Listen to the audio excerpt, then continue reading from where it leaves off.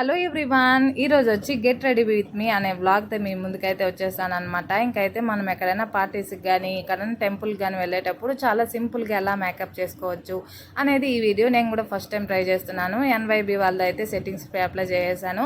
Setting spray apply చేసిన తర్వాత stove cream అయితే లేదు. స్టోవ్ క్రీమ్ బదులు నేనైతే ఫేర్ అండ్ లవ్లీ అయితే వేసుకున్నాను అనమాట.